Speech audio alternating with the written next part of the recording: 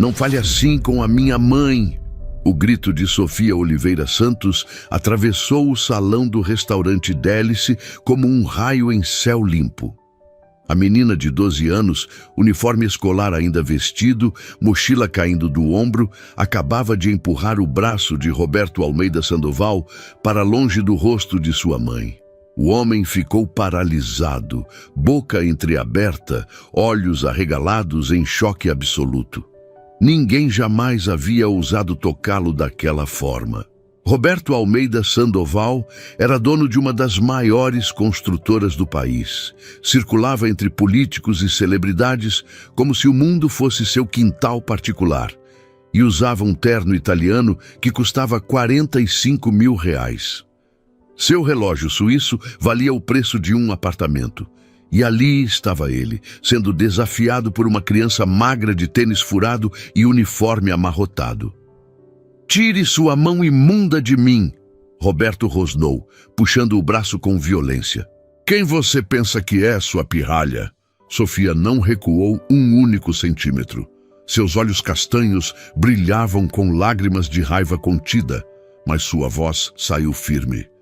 "Eu sou a filha da mulher que o senhor está humilhando por causa de 3 gotas de molho." Atrás dela, Dona Célia tremia segurando a bandeja que havia causado todo aquele inferno. 3 gotas minúsculas de molho de tomate na manga do paletó de Roberto.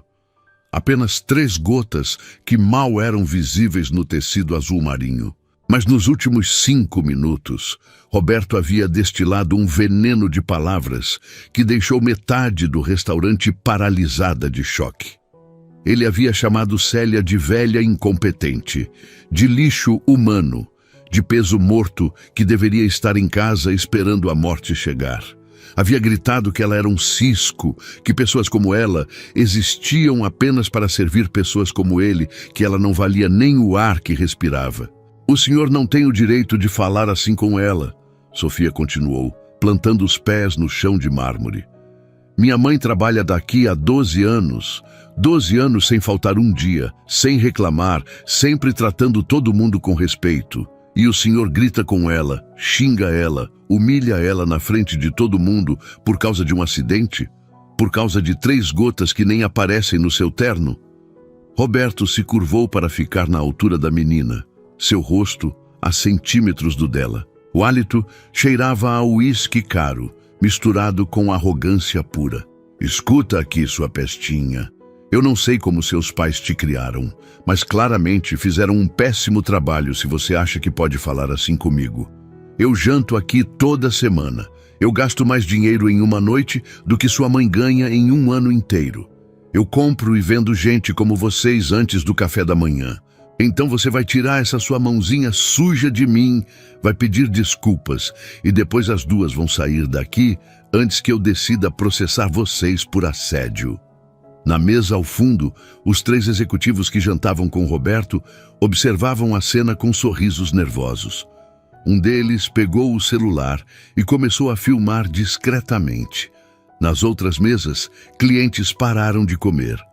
O pianista havia parado, os dedos congelados sobre as teclas. "Meu pai está morto", Sofia disse, e sua voz tremeu pela primeira vez. "Ele morreu há 3 anos num acidente de trabalho, numa das suas obras, e a gente não vai sair daqui. A gente não fez nada de errado. Foi o senhor que ultrapassou todos os limites." Roberto piscou 2 vezes, processando a informação. Por um brevíssimo instante, algo que poderia ser desconforto atravessou seu rosto, mas durou menos de 1 segundo antes de ser substituído por um sorriso cruel. "Ah, então é isso. Você acha que eu devo alguma coisa para vocês? Acidentes acontecem, menina. Gente morre todo dia em canteiros de obra. Se seu pai foi burro o suficiente para não seguir os protocolos de segurança, o problema foi dele, não meu." Foi nesse momento que algo se rompeu dentro de Sofia. Não era apenas raiva. Era uma indignação tão profunda, tão visceral, que ela sentiu como se seu peito fosse explodir. Ela deu outro passo à frente, ficando ainda mais perto do homem. "O senhor é a pessoa mais nojenta que eu já conheci na minha vida." O silêncio que se seguiu foi absoluto e pesado. Até os garçons que circulavam com bandejas pararam no meio do salão. A mulher de vestido vermelho soltou um suspiro audível de choque. "O que você disse?" Roberto sussurrou, a voz perigosamente baixa. "Eu disse que o senhor é nojento. O senhor acha que porque tem dinheiro pode tratar as pessoas como lixo. Pode humilhar, pode xingar, pode destruir. Minha mãe não é incompetente. Ela é a melhor funcionária deste restaurante. Todo mundo aqui sabe disso.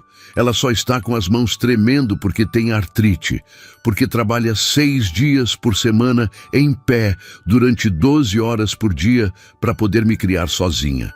E mesmo assim, ela pediu desculpas para o senhor. Mas o senhor não aceitou. O senhor preferiu destruir ela, fazer ela se sentir pequena, porque isso faz o senhor se sentir grande."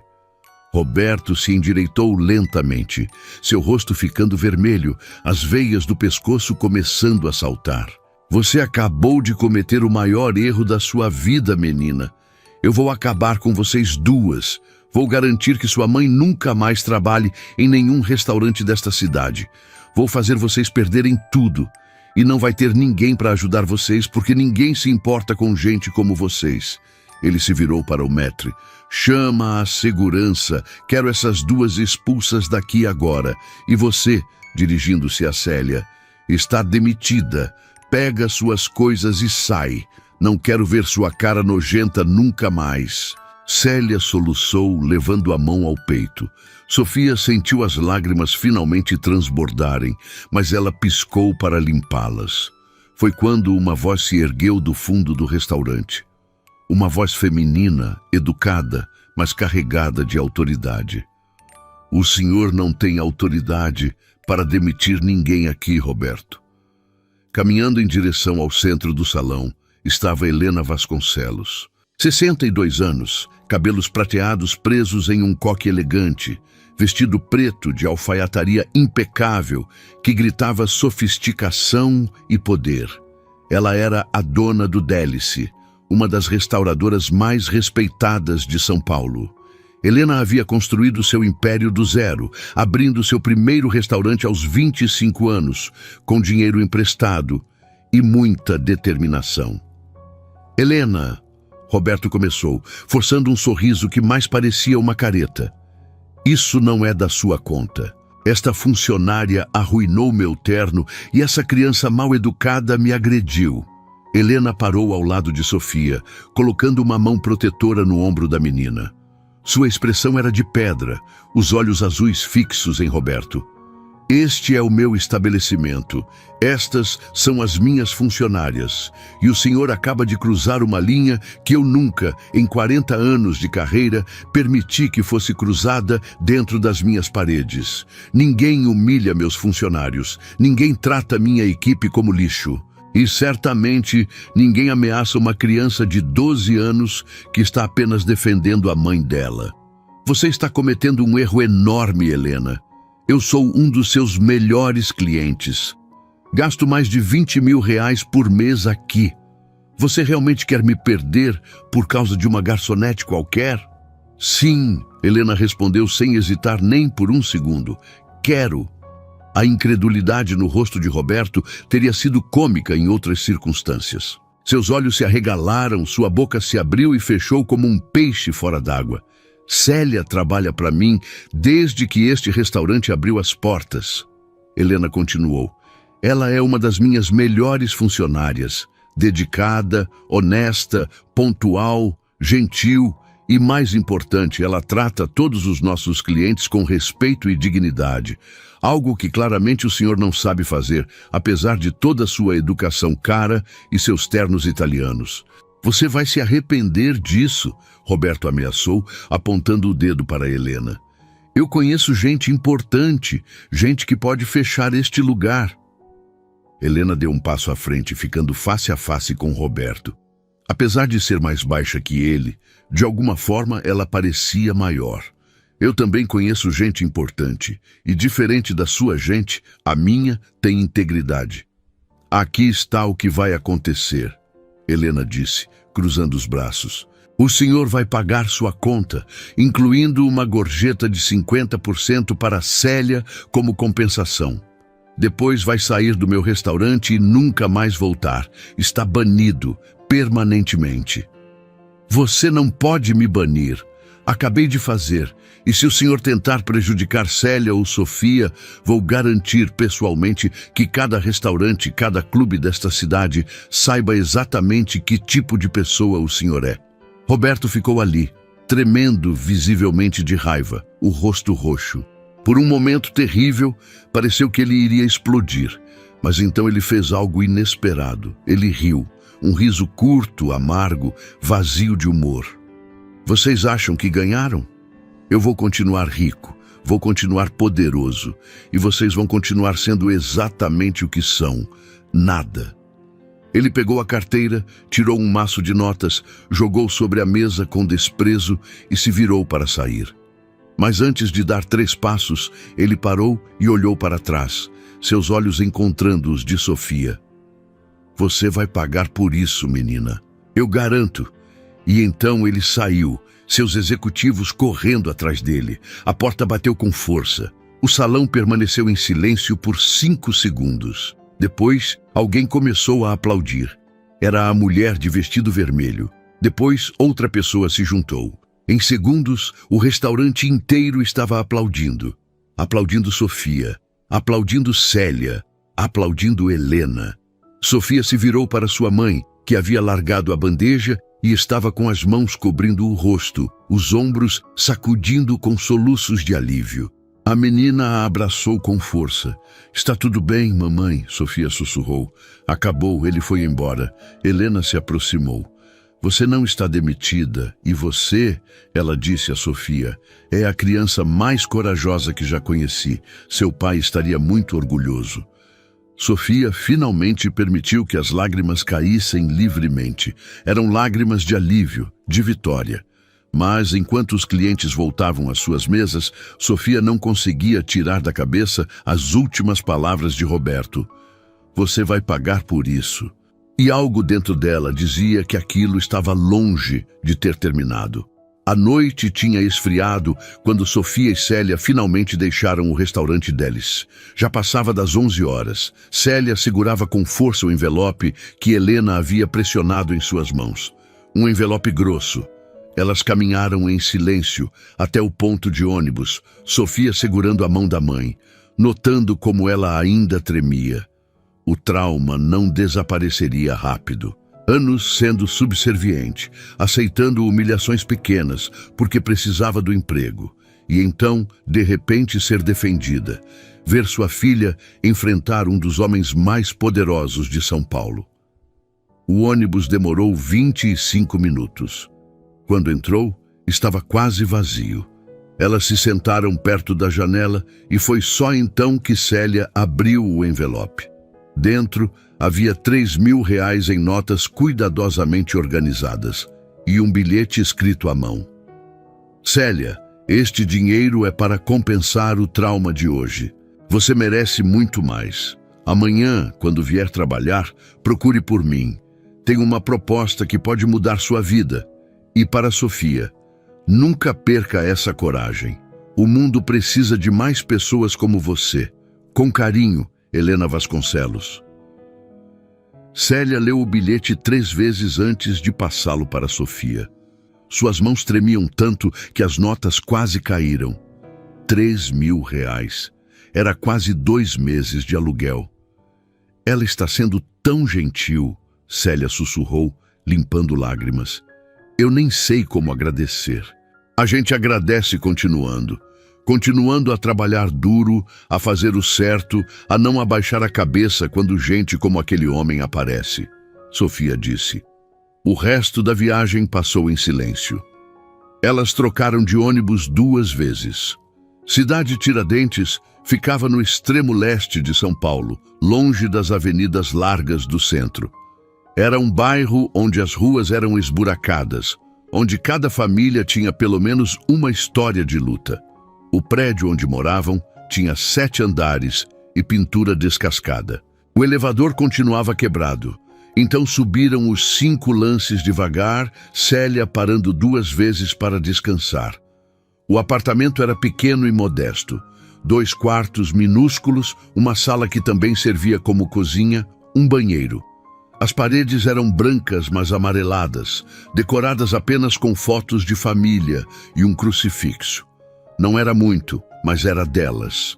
Sofia ajudou a mãe a tirar os sapatos, notando as bolhas nos calcanhares. Ela encheu uma bacia com água morna e sal grosso, insistindo que Célia colocasse os pés de molho enquanto ela preparava chá. "Você não precisa cuidar de mim assim", Célia protestou. "Você cuida de mim todo dia, mãe. Deixa eu cuidar de você hoje." Enquanto a chaleira aquecia, Sofia olhou ao redor com olhos novos. Depois de tudo que havia acontecido, o espaço parecia menor, mais frágil, como se a ameaça de Roberto pudesse atravessar as paredes. "Mãe", Sofia disse enquanto despejava água sobre os saquinhos de chá, "você acha que ele vai fazer alguma coisa? Aquele homem, Roberto, você acha que ele realmente pode nos prejudicar?" Célia demorou para responder. "Homens como ele sempre acham que podem fazer o que querem. Eles têm dinheiro, têm conexões, mas sabe o que eles não têm? Dignidade verdadeira, respeito real." "Mas isso não respondeu minha pergunta." "Eu sei", Célia suspirou. "Para ser completamente honesta, filha, eu não sei. Talvez ele esqueça, talvez ele tente alguma coisa, não tem como saber. E se ele tentar, o que a gente faz? A gente enfrenta, igual fizemos hoje." Célia olhou para a filha com orgulho e preocupação. "Você foi tão corajosa, Sofia, tão forte. Eu nem sabia que você tinha isso dentro de você. Eu aprendi com você. Você trabalha todo dia mesmo quando seus pés estão doendo. Você sempre me ensinou que fazer a coisa certa é mais importante que fazer a coisa fácil." Lágrimas brotaram nos olhos de Célia. Seu pai também pensaria assim. Ele sempre dizia que não importava quanto dinheiro uma pessoa tinha. O que importava era o caráter. E você tem caráter, minha filha. Elas ficaram ali bebendo chá, ouvindo os sons noturnos do prédio. O bebê que chorava acima, o casal que discutia ao lado. Era uma sinfonia familiar de vida urbana. "Mãe", Sofia disse, quebrando o silêncio, "me conta sobre o papai, sobre como ele era quando estava vivo." Célia sorriu tristemente. "Seu pai era como você, teimoso, corajoso, incapaz de ficar quieto quando via algo injusto." Ela tomou um gole de chá. "Ele trabalhava na construção civil desde os 18 anos. Era pedreiro, mas era muito bom. Rápido, preciso, cuidadoso. Todo mundo no canteiro respeitava ele, e ele sempre cuidava dos outros trabalhadores, especialmente dos mais novos. Ensinava, protegia, dividia a comida." "Como ele morreu?" Sofia perguntou. Ela tinha apenas 9 anos quando aconteceu, e Célia nunca havia entrado em detalhes. Célia ficou tensa. "Foi um acidente no trabalho. Ele estava num prédio alto no centro. Era uma sexta-feira. Lembro porque ele tinha me ligado de manhã dizendo que ia chegar cedo, que a gente podia pedir pizza. Mas então..." Ela parou, a voz falhando. "Então ele caiu, do 12º andar." Sofia sentiu o estômago revirar. "Como ele caiu?" "O cinto de segurança estava defeituoso." Célia fechou os olhos. Seu pai tinha reclamado uma semana antes.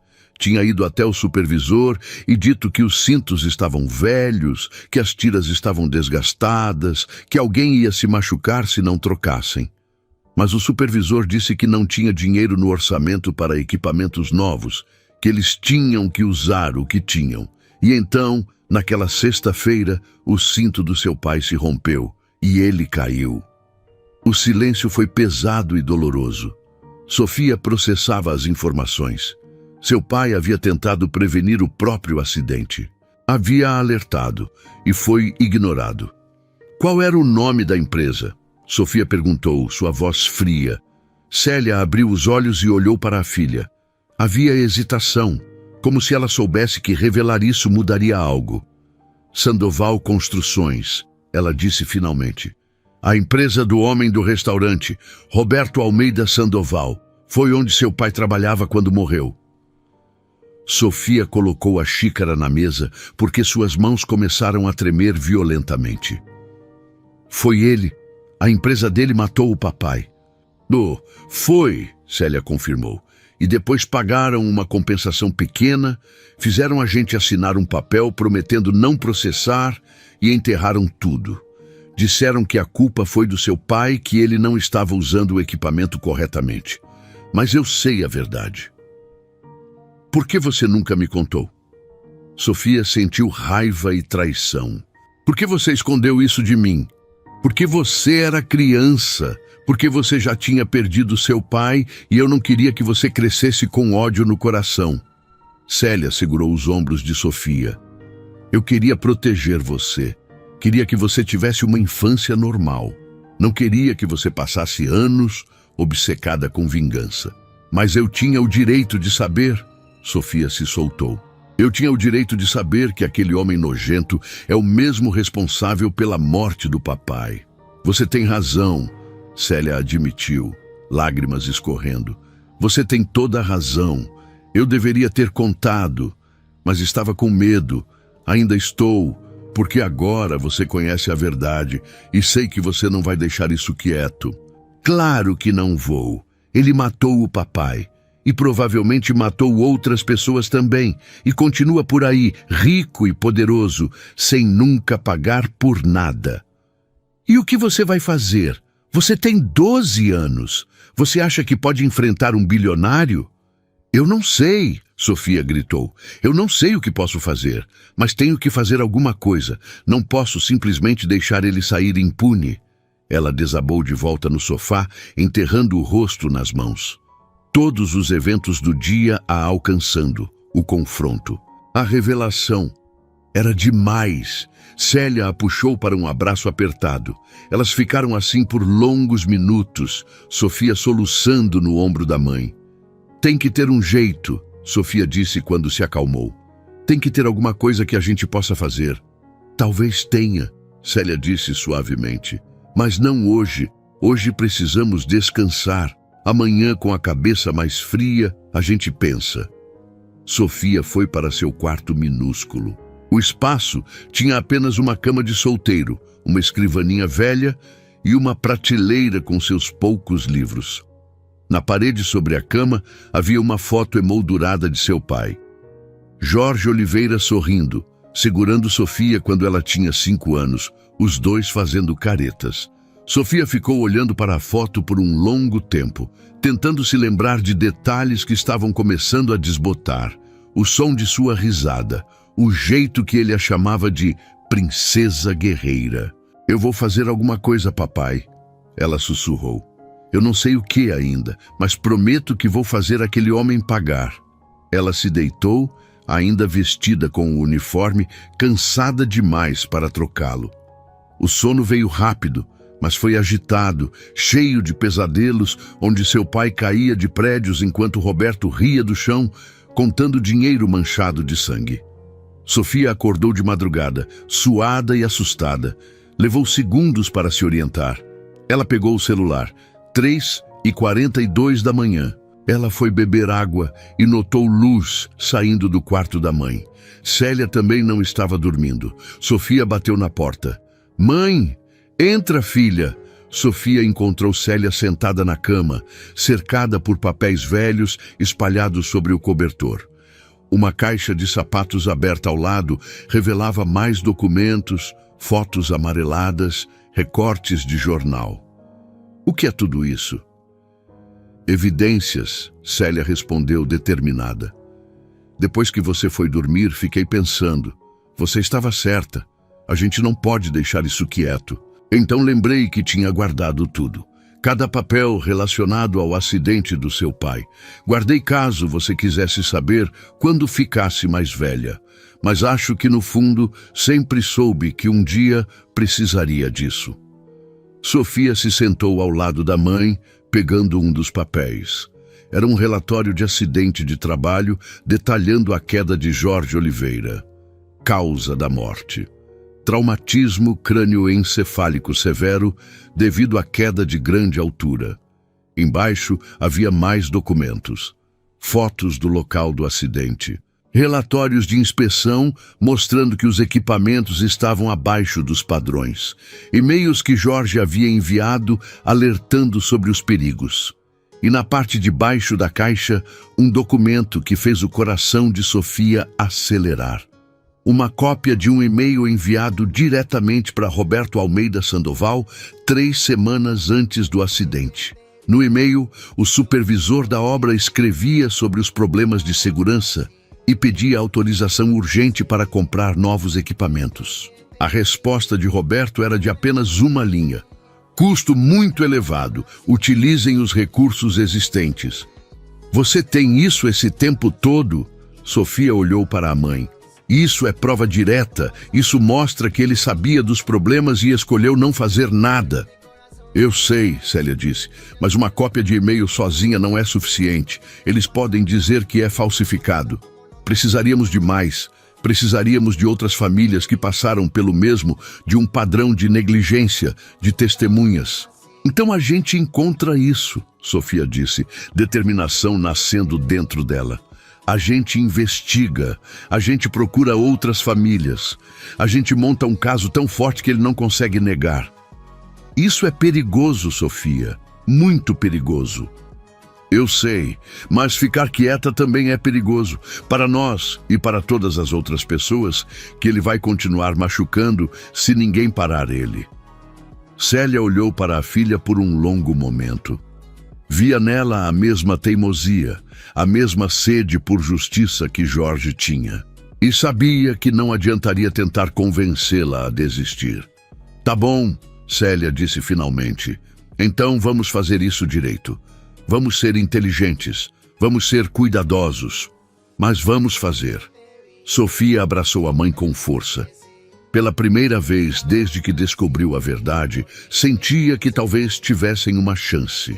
Elas passaram a próxima hora organizando todos os documentos, separando os mais importantes, criando categorias e cronologias. Quando voltaram para as camas, o sol já começava a clarear o horizonte. E enquanto Sofia deslizava para um sono mais tranquilo, ela não sabia que em um escritório luxuoso na Avenida Faria Lima, Roberto Almeida Sandoval também estava acordado, fazendo telefonemas para pessoas que deviam favores a ele, colocando em movimento eventos que tornariam a vida de Sofia e Célia muito mais difícil. A guerra que Sofia imaginava declarar já havia começado. E ela não fazia ideia do que estava prestes a enfrentar. A manhã de sábado chegou com céu cinzento. Sofia acordou cedo, apesar de ter dormido poucas horas. Tomou banho rápido, vestiu sua melhor roupa, uma calça jeans sem rasgos e uma blusa branca que Célia havia passado. Hoje era importante. Elas voltariam ao restaurante para conversar com Helena sobre a proposta mencionada no bilhete. Célia já estava na cozinha quando Sofia saiu. Havia preparado café, pão com manteiga e ovos mexidos. As duas comeram em silêncio. A caixa de sapatos com os documentos estava sobre a mesa. A gente deveria levar isso? Sofia perguntou. Não sei. A Helena só disse que tinha uma proposta de trabalho. Não sei se é o momento para envolver ela nisso.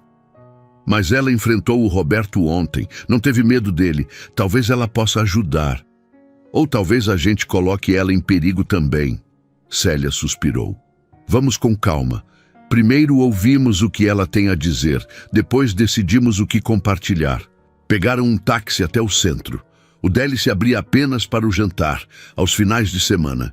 Então, quando chegaram às 10 da manhã, o lugar estava fechado. Célia tocou a campainha lateral, a entrada de serviço. Marcos, o gerente de turno, abriu a porta. Bom dia, a dona Helena está esperando vocês no escritório dela, podem subir. O escritório ficava no 2º andar. Sofia nunca havia subido ali. Quando chegaram à porta de madeira escura, Célia bateu levemente. Entre! A voz de Helena chegou do outro lado. Entraram em um espaço surpreendentemente acolhedor. Paredes bege, estantes cheias de livros sobre culinária e administração, fotos emolduradas de Helena em várias fases de sua carreira, certificados e prêmios nas paredes. Helena se levantou quando elas entraram. Célia, Sofia, que bom ver vocês. Por favor, sentem-se. Querem café? Suco? Estamos bem, obrigada, Célia respondeu. Helena voltou para sua cadeira e as observou. Primeiro, quero saber como vocês estão. Ontem foi uma noite difícil. Dormiram bem? Não muito, Célia admitiu, mas estamos bem, ainda processando. É compreensível. Helena se inclinou para a frente. Eu também passei a noite pensando sobre o que aconteceu, sobre vocês, e cheguei a algumas conclusões. Ela abriu uma gaveta e tirou uma pasta. De dentro, pegou papéis que colocou sobre a mesa. Era um contrato de trabalho. Célia, você é uma das melhores funcionárias que já tive. Em 12 anos nunca faltou sem motivo, nunca reclamou, sempre tratou todos com respeito. Seus colegas te admiram, os clientes te amam e eu confio em você completamente. Helena pausou. Por isso quero te oferecer uma promoção. Quero que você seja supervisora da equipe de garçons. Célia piscou. Desculpe. Supervisora. Você treinaria os novos funcionários, coordenaria os turnos, seria minha mão direita no salão. O salário é R$ 4.500 por mês, mais participação nas gorjetas e bônus trimestral. Helena empurrou o contrato mais perto. E mais importante, você teria minha proteção completa. Qualquer cliente que te desrespeitar será imediatamente banido. Sofia viu lágrimas nos olhos de sua mãe. Célia pegou o contrato com mãos trêmulas, lendo cada linha cuidadosamente. Helena, eu não sei o que dizer. Isso é muito generoso. Mas por quê? Helena sorriu. Porque você merece. E porque depois do que presenciei ontem, percebi que tenho sido complacente demais. Deixei que clientes poderosos se comportassem mal porque tinha medo de perder negócio. Mas não mais. Meu restaurante vai ser um lugar onde dignidade e respeito vêm antes de dinheiro. E preciso de pessoas como você para me ajudar. Célia começou a chorar abertamente. Eu aceito. Claro que aceito. Muito obrigada. Excelente. Você começa segunda-feira. Helena então voltou sua atenção para Sofia. E quanto a você, mocinha corajosa? Eu? Sofia arregalou os olhos. Sim, você. Helena pegou outro papel. Fiquei impressionada com sua coragem ontem. Por isso gostaria de oferecer uma bolsa de estudos para você. Sofia pegou o papel. Era uma carta do Colégio Bandeirantes, uma das melhores escolas de São Paulo, oferecendo bolsa integral cobrindo mensalidade, material, uniforme e transporte. Eu não entendo. Como? Sou amiga da diretora. Liguei esta manhã, contei sobre você. Ela concordou em avaliar seu histórico e oferecer a bolsa. Helena se inclinou para trás. Você é brilhante, Sofia. No Bandeirantes, você terá acesso a professores excelentes, laboratórios modernos, programas de preparação para a universidade. Você terá a chance de alcançar seu potencial máximo. Sofia não conseguia falar. Era mais do que jamais haviam sonhado. Por que você está fazendo tudo isso por nós? Célia perguntou. Nós somos ninguém para você. Vocês não são ninguém, Helena disse firmemente. Vocês são exatamente o tipo de pessoas que este mundo precisa. Pessoas com caráter, com coragem, com integridade. Ela pausou.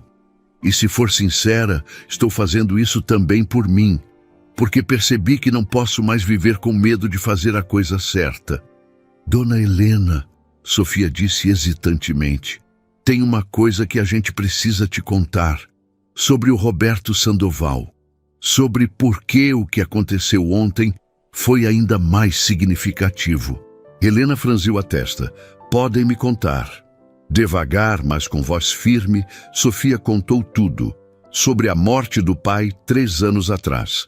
Sobre o acidente na obra da Sandoval Construções.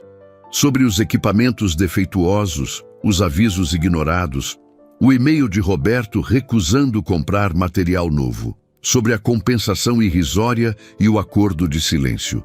E sobre como, ao confrontar Roberto, ela não estava apenas defendendo a mãe, mas também buscando justiça pelo pai.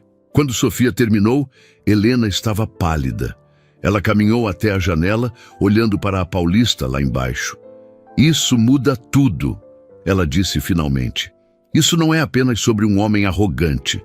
É sobre um padrão sistemático de negligência corporativa.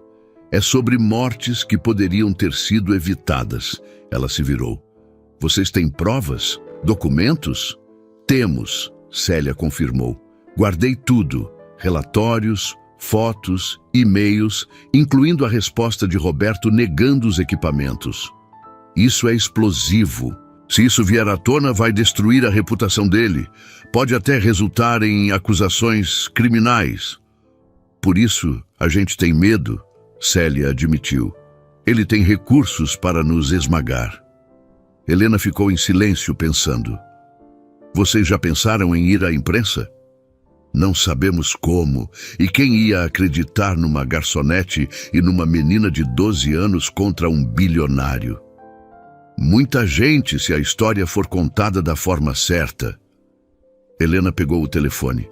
Tenho um amigo, jornalista investigativo, sério, respeitado. Daniel Ferreira. Se eu pedir para ele investigar, ele vai levar a sério. A senhora faria isso? Faria, mas... Helena ficou séria. Vocês precisam entender o que estão entrando. Se forem adiante, Roberto vai retaliar. Vai usar todo o recurso que tem para destruir vocês. Vai ser feio, vai ser doloroso.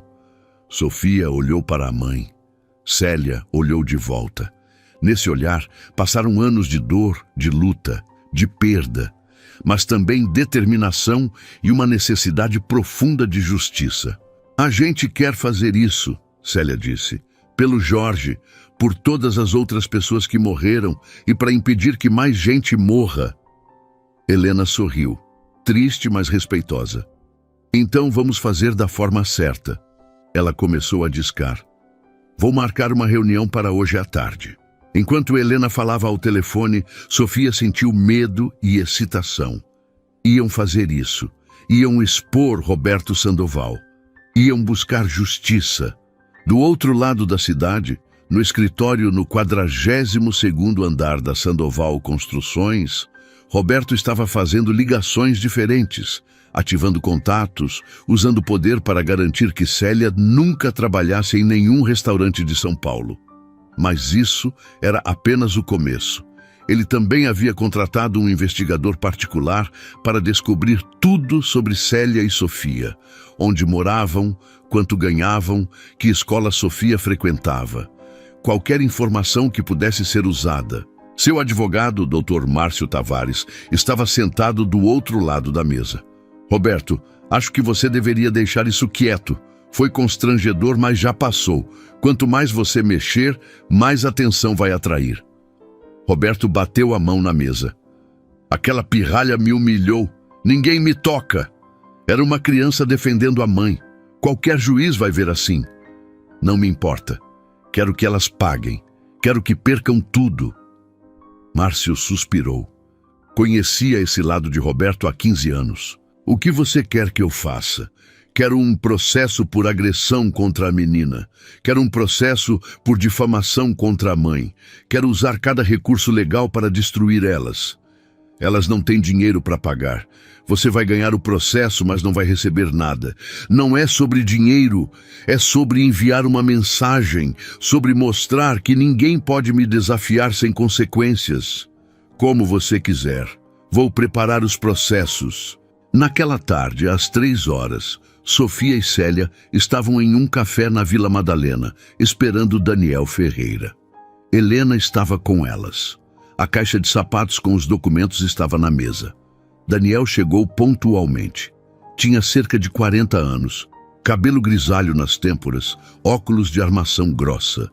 Ele carregava uma mochila de onde tirou um laptop gravador.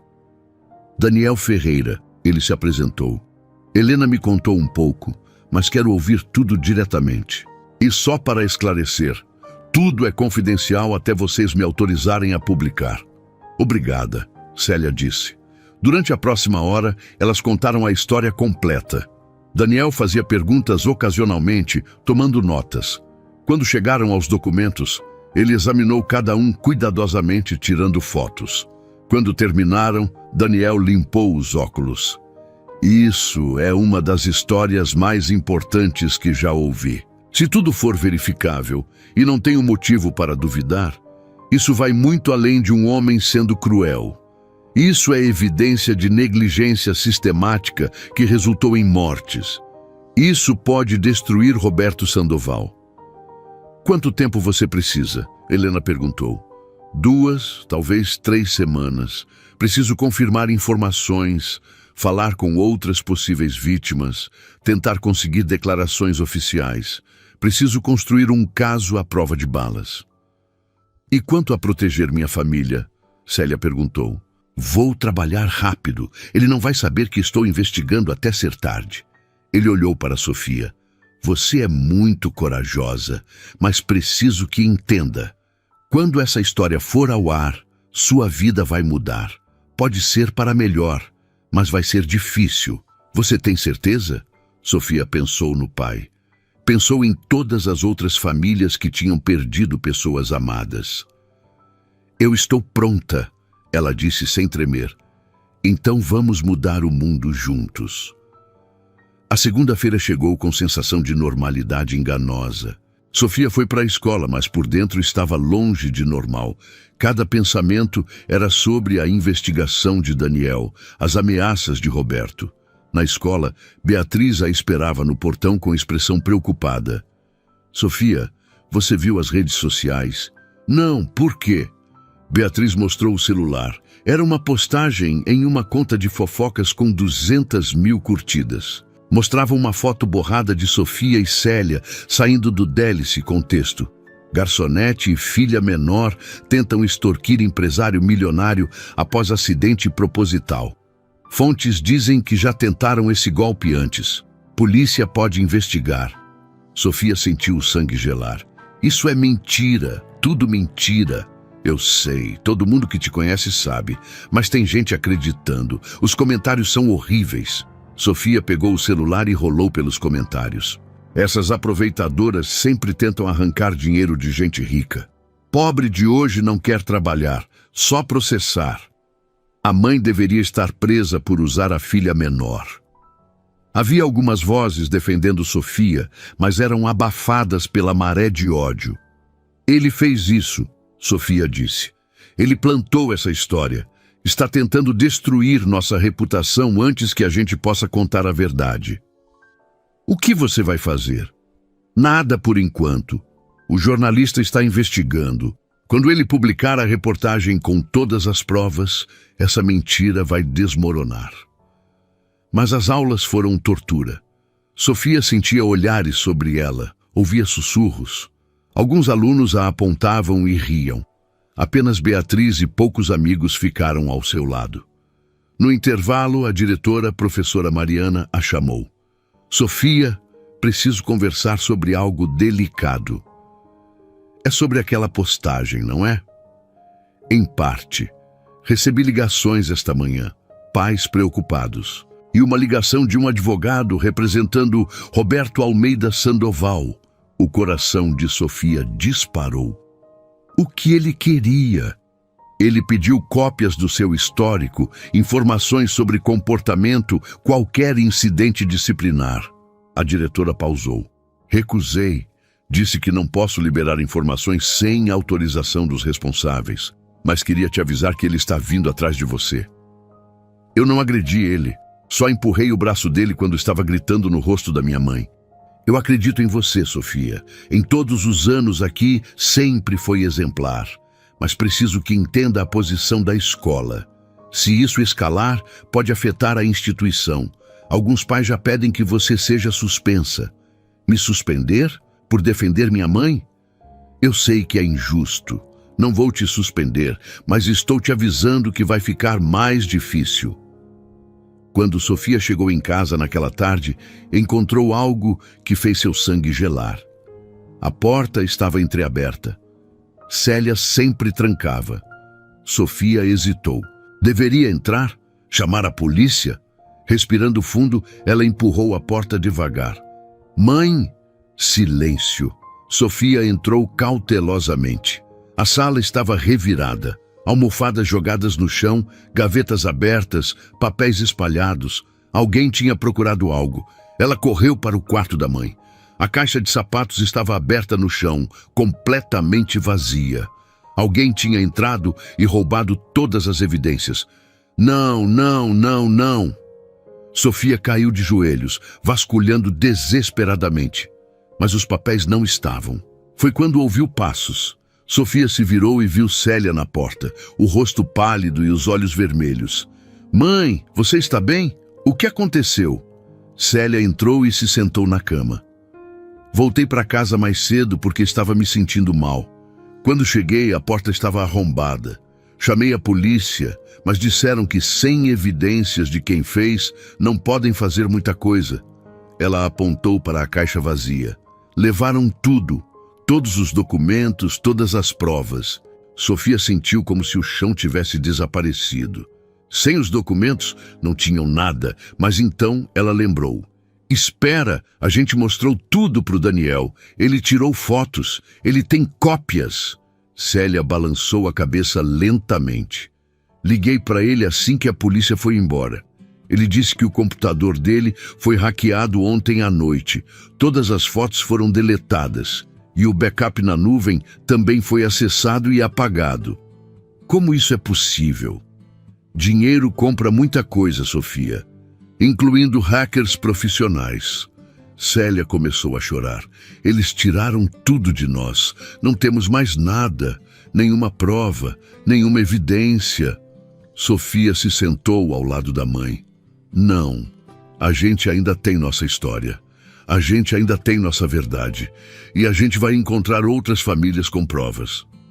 Mas o que impede ele de fazer a mesma coisa com elas? Célia pegou a mão de Sofia. Filha, acho que a gente perdeu. Ele é poderoso demais. Então a gente desiste? A gente deixa ele ganhar? Antes que Célia pudesse responder, o celular de Sofia tocou. Número desconhecido. Alô? Sofia Oliveira Santos? A voz era feminina, fria, profissional.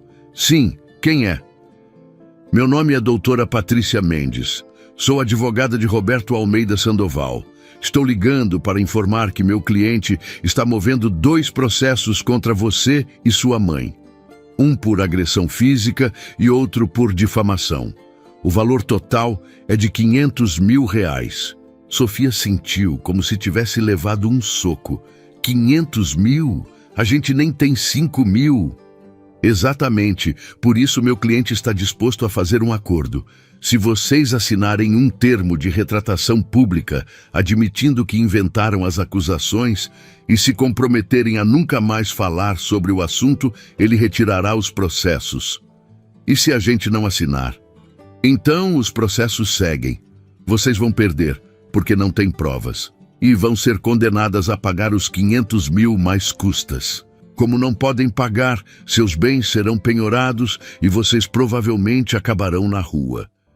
A advogada pausou. Meu cliente está sendo generoso. Sugiro que aceitem. Tem até amanhã ao meio-dia. Ela desligou. Sofia olhou para o celular, depois para a mãe. Célia tinha ouvido tudo e estava chorando silenciosamente. A gente não pode assinar aquilo, Sofia disse, embora sua voz tremesse. Se assinarmos, estamos dizendo que mentimos, que o papai não importa. E se não assinar, a gente perde tudo mesmo. Célia limpou as lágrimas. Pelo menos assinando, a gente mantém um teto sobre nossas cabeças. Mas sem dignidade, sem honra, sem justiça. Elas ficaram sentadas em silêncio no quarto bagunçado. Lá fora, a noite caía sobre São Paulo. Sofia olhou ao redor para as gavetas abertas, os papéis espalhados, a caixa vazia. E então seu olhar pousou em algo que tinha esquecido completamente. No canto, embaixo de roupas jogadas no chão, estava sua mochila velha. A mochila que tinha levado para a escola dias atrás. Com o coração disparando, Sofia correu até a mochila e abriu o bolso frontal. E lá, dobrado cuidadosamente, estava o e-mail que havia imprimido na biblioteca da escola. O e-mail de Roberto negando a compra de equipamentos. Uma cópia que ninguém, nem mesmo Célia ou Daniel, sabia que existia. "Mãe", Sofia disse, sua voz tremendo. "A gente ainda tem uma prova." Célia olhou para o papel, depois para a filha, e pela primeira vez em horas, um pequeno sorriso de esperança apareceu. "Então, a gente não desiste ainda." "Não", Sofia concordou. "A gente não desiste nunca." Na manhã seguinte, Sofia acordou com determinação renovada. Havia passado metade da noite planejando. O e-mail impresso era importante, mas sozinho não seria suficiente. Precisavam de mais. Célia tinha ligado para Helena na noite anterior, contando sobre a invasão. Helena havia ficado furiosa, prometendo usar seus contatos para ajudar. Ela disse que conhecia um advogado especializado em direitos trabalhistas que pegava casos pro bono contra grandes corporações. Um homem chamado Dr. Rodrigo Alves. Às 9 da manhã, Sofia e Célia estavam na sala de espera de um pequeno escritório na Sé. O lugar era modesto, bem diferente dos escritórios luxuosos que imaginavam que Roberto frequentava. Mas havia algo reconfortante na simplicidade. Dr. Rodrigo as recebeu pessoalmente. Tinha cerca de 45 anos, cabelo escuro, grisalho, óculos simples e um sorriso genuíno. Vestia jeans e camisa sem gravata. "Helena me contou sobre a situação", ele disse, servindo café. "E já pesquisei sobre Roberto Sandoval. Ele tem reputação de ser implacável." "Então a gente não tem chance?" Célia perguntou. "Pelo contrário, acho que tem uma chance melhor do que imaginam. Homens como Roberto ficam tão acostumados a vencer que se tornam descuidados, arrogantes, e arrogância leva a erros." Ele abriu uma pasta. "Passei a noite pesquisando a Sandoval Construções. Nos últimos 10 anos, houve 27 acidentes fatais em obras da empresa. 27. A média da indústria é de 3 a 4 por década. Isso não é coincidência, é um padrão." Sofia se inclinou para a frente. "O senhor consegue provar?" "Com a documentação certa, sim. O problema é que a maioria das famílias assinou acordos de confidencialidade. Mas esses acordos têm brechas. E se conseguirmos mostrar fraude ou coerção, eles podem ser invalidados." "Como a gente faz isso?" "Encontrando pessoas dispostas a falar. E usando o que vocês ainda têm." Ele olhou para Sofia. "Helena disse que você tem uma cópia de um e-mail crucial." Sofia puxou a mochila e tirou o papel, colocando na mesa. "É este." 3 semanas antes do meu pai morrer, o supervisor avisou sobre os equipamentos defeituosos. E o Roberto respondeu dizendo para usar o que tinha porque era caro demais trocar. Rodrigo pegou o papel e leu, seus olhos se alargando. "Isso é ouro, Sofia. Isso prova negligência consciente. Ele sabia do perigo e escolheu ignorar. Se conseguirmos autenticar este e-mail, é evidência suficiente para abrir investigação criminal." "Mas eles roubaram todos os outros documentos", Célia disse, "e hackearam o computador do jornalista. O que me diz que estão desesperados. Pessoas desesperadas cometem erros. Invasão, roubo, hacking, essas são atividades criminosas. Se conseguirmos rastrear quem fez, podemos conectar de volta a Roberto." "Como?" "Deixa comigo.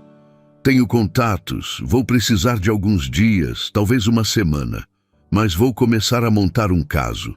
Enquanto isso, vocês não assinam nada que os advogados de Roberto apresentarem.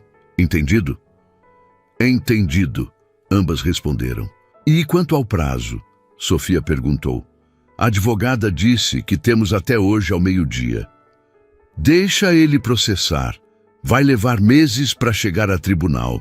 Tempo suficiente para construirmos nossa defesa e nosso contra-ataque. Quando chegarmos lá, não vamos estar apenas nos defendendo. Vamos estar atacando. Vamos transformar isso em um processo contra ele por negligência, por homicídio culposo, por violações trabalhistas e de segurança. Mas isso não vai custar muito dinheiro? Célia perguntou. Isso é pro bono. Não cobro de famílias vítimas de injustiça corporativa. Faço isso porque é certo. Por que o senhor faz isso? Sofia perguntou. Rodrigo ficou quieto, seus olhos distantes. Porque quando eu tinha 15 anos, meu pai morreu em um acidente de trabalho. Ele era operário em uma fábrica. A máquina que operava tinha problemas conhecidos, mas a empresa nunca consertou porque era caro. Um dia explodiu. Meu pai e outros 3 morreram. Ele olhou para Sofia. A empresa nos pagou R$5.000 e nos fez assinar um papel dizendo que nunca processaríamos. Minha mãe assinou porque precisava do dinheiro, mas eu nunca esqueci. E quando me tornei advogado, jurei que ia dedicar minha vida a fazer empresas como aquela pagarem. O silêncio foi pesado de emoção e compreensão mútua. A gente vai ganhar isso? Célia perguntou, esperançosa. Vamos, Rodrigo disse com convicção. Pode levar tempo, pode ser difícil, mas no final a justiça vai prevalecer. Elas saíram do escritório sentindo-se mais leves. Finalmente tinham alguém do lado delas com conhecimento e recursos. O meio-dia chegou e passou, e elas não assinaram o acordo. Isso significava que os processos iriam em frente, mas com Rodrigo ao lado não parecia mais tão assustador. Enquanto Sofia tentava focar nas aulas, Roberto estava em seu escritório fazendo telefonemas para pessoas que deviam favores, colocando em movimento eventos que tornariam a vida de Sofia e Célia muito mais difícil. Mas, enquanto ele tramava, Daniel Ferreira não havia desistido.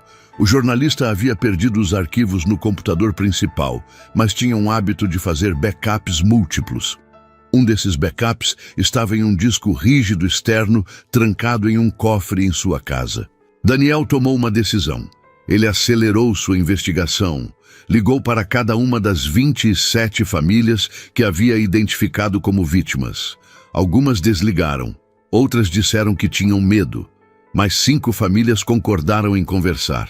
E o mais importante, Daniel descobriu algo que nem Sofia nem Rodrigo sabiam.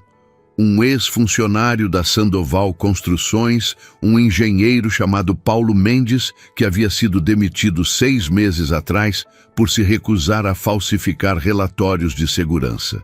Paulo tinha guardado cópias de todos os relatórios que lhe pediram para falsificar. Dezenas deles espalhados por anos, mostrando um padrão sistemático de negligência. Na quarta-feira de manhã, Daniel ligou para Rodrigo, que ligou para Célia e Sofia. Marcaram uma reunião de emergência no escritório do advogado para aquela tarde. Quando todos se reuniram, a tensão no ar era palpável, mas também havia esperança. Vocês não vão acreditar no que encontrei, Daniel disse, abrindo seu laptop. Ele mostrou documento após documento.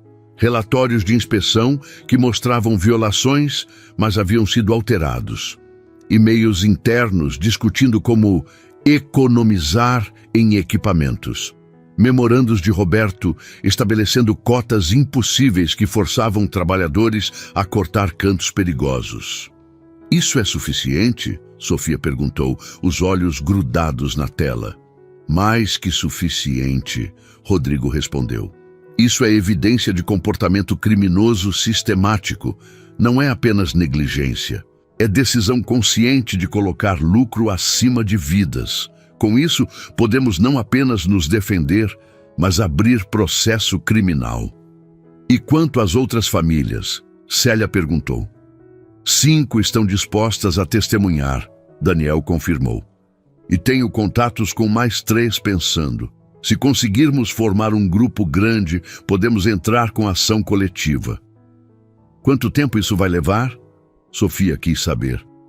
Para preparar adequadamente, pelo menos 2 meses. Precisamos organizar evidências, preparar testemunhas, montar um caso perfeito.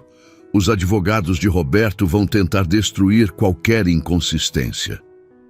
E durante esses 2 meses, o que acontece com os processos dele contra nós? Célia perguntou. Seguem o trâmite normal, mas não vão chegar a lugar nenhum. Na verdade, quanto mais ele pressionar vocês, mais evidência nos dá de intimidação e retaliação. Foi quando o celular de Sofia tocou. Número desconhecido. Ela olhou para os outros incerta, mas Rodrigo acenou para ela atender, colocando no viva voz. Alô? Sofia Oliveira Santos? Era uma voz masculina, áspera, ameaçadora. Quem é? Alguém que te dá um conselho. Para de mexer em coisas que não te dizem respeito. Para de fazer perguntas. Para de procurar advogados, senão coisas ruins podem acontecer com você e sua mãe. Rodrigo fez sinal para Sofia continuar, enquanto começava a gravar. Quem te mandou ligar? Sofia perguntou, voz tremendo, mas firme. Isso não importa. O que importa é que você para, agora. E se eu não parar? Pausa longa. Seria uma pena se algo acontecesse com aquele apartamento velho onde vocês moram. Ou se aquela escola tivesse um incêndio. Acidentes acontecem. A ligação foi encerrada. Sofia olhou para os outros, o rosto pálido. Eles estão me ameaçando. Estão ameaçando queimar nossa casa, minha escola. E isso foi o maior erro que poderiam ter cometido. Rodrigo disse, salvando a gravação. Isso é intimidação criminal. Ameaça. Podemos ir à polícia com isso agora. Mas eles disseram que não importava quem enviou, Célia argumentou. Como provamos que foi Roberto? Não precisamos provar diretamente. Daniel se inclinou. Podemos estabelecer um padrão. Primeiro a invasão, depois o hacking. Agora ameaças diretas. Tudo acontecendo depois que Sofia confrontou Roberto. A conexão é óbvia. Vou à delegacia hoje ainda, Rodrigo decidiu. Vou fazer boletim de ocorrência formal. Também vou pedir ordem de restrição contra Roberto, proibindo ele ou qualquer pessoa em seu nome de se aproximar de vocês. Isso vai ajudar? Vai estabelecer registro oficial. Se algo acontecer, Roberto será o primeiro suspeito. Naquela noite, depois que todos se separaram, Sofia não conseguia dormir. Ficava olhando para o teto, pensando na voz ameaçadora. Levantou e foi até a janela, olhando para a rua. Estava escuro e quieto. Mas então viu algo que fez seu coração disparar. Um carro escuro estacionado do outro lado da rua, motor desligado, mas alguém claramente sentado dentro, observando o prédio. Mãe! Sofia chamou. Acorda! Célia apareceu. O que foi? Tem alguém lá embaixo, no carro. Acho que estão nos vigiando. Célia se aproximou e olhou. O carro ainda estava lá, presença sinistra. Vou ligar para o Rodrigo. Ele atendeu apesar de ser quase meia-noite. Rodrigo, tem um carro suspeito estacionado na frente do nosso prédio. Saiam da frente da janela agora.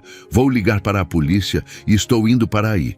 Tranquem tudo e não abram para ninguém além de mim ou da polícia.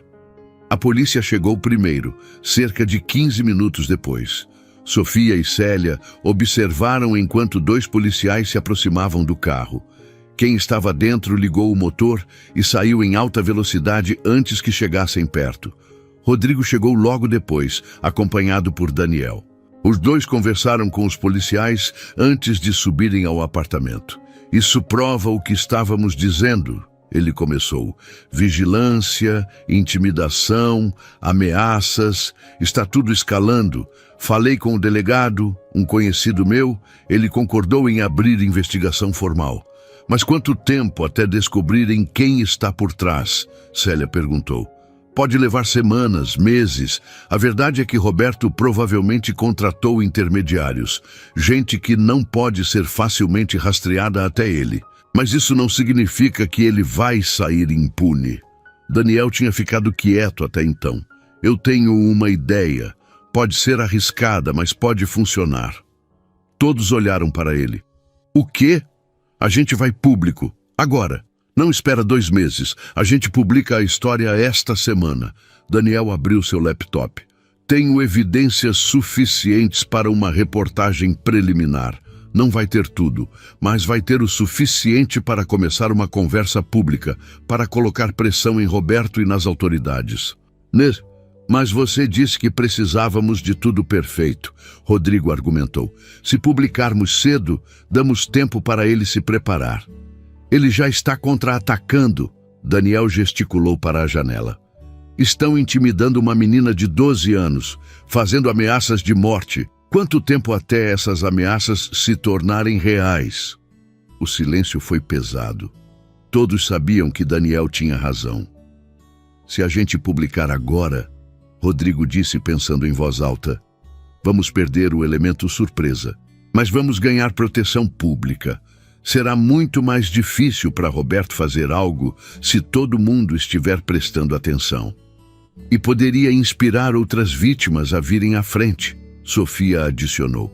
Pessoas com medo podem encontrar coragem se virem que não estão sozinhas. Célia olhou para a filha, depois para os 2 homens. Vocês têm certeza que isso é seguro? Não há garantias, Rodrigo admitiu. Mas acho que o risco de não fazer nada é maior. Então fazemos, Célia decidiu. Publicamos a história. Vou trabalhar nisso esta noite, Daniel disse. Com sorte, podemos ter algo pronto até sexta-feira. Os próximos 2 dias foram um turbilhão. Daniel trabalhou incansavelmente, editando vídeos, organizando documentos. Ele entrevistou Sofia e Célia extensivamente, garantindo que cada palavra fosse precisa. Também conseguiu entrevistas com 3 das 5 famílias que haviam concordado em falar. Sofia continuou indo para a escola, mas agora sempre acompanhada por um segurança que Helena havia insistido em contratar. O homem, um ex-policial chamado Carlos, era discreto, mas vigilante. Na escola, a atmosfera tinha mudado. A postagem difamatória havia se espalhado. Na quinta-feira, durante o intervalo, um grupo de meninos a cercou no pátio. Ei, golpista! Um deles, Bruno, gritou. Quanto seu pai te pagou para derrubar molho no terno do cara rico? Não foi assim, Sofia respondeu calmamente, embora seu coração disparasse. Claro que foi. Você é pobre, precisa de dinheiro, então inventa uma história. Beatriz se colocou entre Bruno e Sofia. Cala a boca, Bruno, você não sabe nada. Antes que a situação escalasse, Carlos apareceu, sua presença imponente acalmando a tensão. Algum problema? Os meninos se dispersaram rapidamente. Carlos olhou para Sofia. Você está bem? Estou. Obrigada. Mas o incidente a abalou mais do que queria admitir.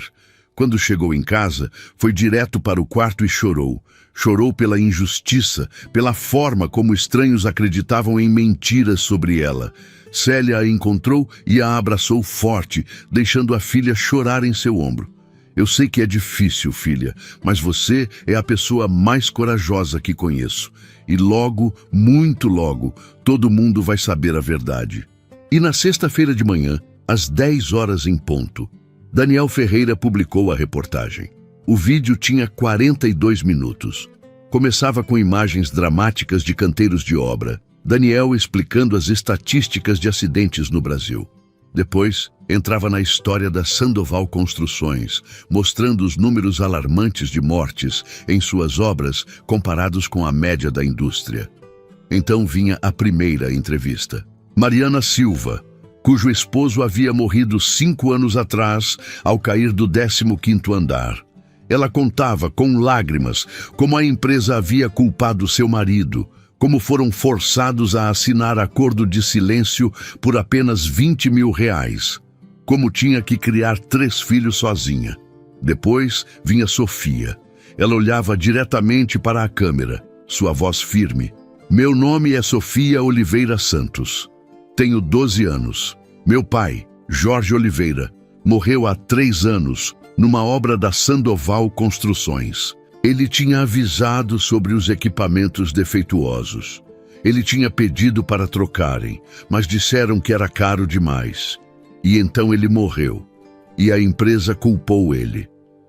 Ela pausou, limpando uma lágrima. Quando confrontei o dono da empresa, Roberto Sandoval, ele me disse que, se meu pai morreu, a culpa foi dele por ser burro. Essas foram as palavras dele. A câmera então mostrava o e-mail, o documento que Sofia havia guardado. A resposta fria de Roberto. Custo muito elevado. Utilizem os recursos existentes. E depois vinham os outros documentos, os relatórios falsificados, os memorandos internos, as fotos de equipamentos defeituosos, evidência após evidência de negligência sistemática. O vídeo terminava com Daniel olhando para a câmera. Roberto Almeida Sandoval é um dos homens mais ricos de São Paulo. Ele janta em restaurantes caros, veste ternos que custam mais que carros e doa para a caridade para melhorar sua imagem. Mas por trás dessa fachada está um homem que conscientemente coloca lucro acima de vidas humanas. Um homem cujas decisões mataram pelo menos 27 pessoas. E quando confrontado, responde não com remorso, mas com ameaças e intimidação. Ele pausou. Esta é uma história sobre justiça, sobre dignidade e sobre uma menina de 12 anos que se recusa a ficar quieta quando vê injustiça. Sofia Oliveira Santos é mais corajosa que a maioria de nós jamais será. E ela merece nosso apoio. O vídeo terminou com informações de contato para outras vítimas e links para o processo legal. Em 1 hora, o vídeo tinha 100 mil visualizações. Em 2 horas, 500.000. Em 4 horas, estava em tendência no YouTube. Pessoas começaram a compartilhar nas redes sociais, a comentar, a expressar indignação e apoio. Jornais e sites começaram a cobrir a história. Programas de televisão ligavam pedindo entrevistas. E em seu escritório no 42º andar, Roberto Almeida Sandoval assistia tudo desmoronar. Roberto estava sozinho quando assistiu ao vídeo. Seu rosto ficou cada vez mais vermelho, suas mãos apertando os braços da cadeira. Quando o vídeo terminou, ele pegou o mouse e o arremessou contra a parede. Seu telefone começou a tocar imediatamente. Márcio, seu advogado. Depois, membros do conselho. Depois, parceiros de negócios. Depois, políticos. Todos querendo se distanciar do escândalo. Roberto ignorou todas as ligações. Em vez disso, ligou para Patrícia Mendes, sua advogada particular. Você viu? Ele rosnou. Sim, e tenho más notícias. As evidências apresentadas são legítimas. O e-mail é real. Os relatórios são genuínos. Como ele conseguiu esses relatórios? Paulo Mendes os guardou quando foi demitido. Ele previu que você tentaria encobrir. Ela pausou. Roberto, isto é muito ruim. O pior escândalo que já vi. Você vai enfrentar não apenas processos civis, mas possivelmente acusações criminais, homicídio culposo, falsificação, intimidação de testemunhas. Então o que fazemos? Controle de danos, imediato e agressivo. Patrícia começou a listar. Primeiro, você precisa fazer uma declaração pública, não negando, porque as evidências são incontestáveis, mas expressando remorso, comprometendo-se a mudanças, oferecendo compensação. Você quer que eu admita culpa? Você está louca? Se você não admitir agora, um júri vai forçá-lo depois, e será muito pior. Pelo menos agora pode controlar a narrativa, pode parecer contrito, pode tentar salvar sua reputação. Minha reputação está destruída. Pode ser reconstruída, levará anos, mas pode ser feito. Mas primeiro você precisa parar de cavar. Pare as ameaças, pare a intimidação, pare de tentar destruir essas pessoas. Cada ação sua agora está sendo observada. Um passo errado e você não vai apenas perder dinheiro e reputação, vai perder sua liberdade. Roberto desligou sem responder. Ele caminhou até a janela, olhando para São Paulo. Sua cidade. E agora estava se virando contra ele por causa de uma menina de 12 anos. Enquanto isso, no apartamento em Cidade Tiradentes, Sofia e Célia estavam rodeadas de repórteres. Helena e Rodrigo ajudavam a gerenciar a situação, filtrando pedidos de entrevista. Carlos, o segurança, estava na porta. O telefone não parava de tocar. Jornalistas querendo entrevistas, advogados oferecendo representação, pessoas comuns ligando para expressar apoio e, surpreendentemente, outras vítimas. Pessoas cujos familiares haviam morrido em obras da Sandoval, que haviam ficado quietas por anos, mas agora encontravam coragem. Até o final do dia, Rodrigo tinha contato com 15 famílias dispostas a se juntar à ação coletiva. Mas nem toda a atenção era positiva. Nas redes sociais, apoiadores de Roberto começaram a contra-atacar. Alegavam que o vídeo era propaganda, que as evidências eram falsificadas, que Sofia e Célia eram oportunistas. Trolls invadiam os comentários com mensagens de ódio. Sofia, você precisa ficar longe das redes sociais por enquanto, Helena aconselhou. Não leia os comentários, não responda a nada. Mas tem gente dizendo coisas horríveis, Sofia protestou. Sim, podemos e vamos, Rodrigo disse firmemente. Trolls sempre vão existir, mas olha os números. Para cada comentário negativo, tem 10 positivos. A maioria está do seu lado. E ele estava certo. A maré da opinião pública estava claramente a favor de Sofia e das outras vítimas.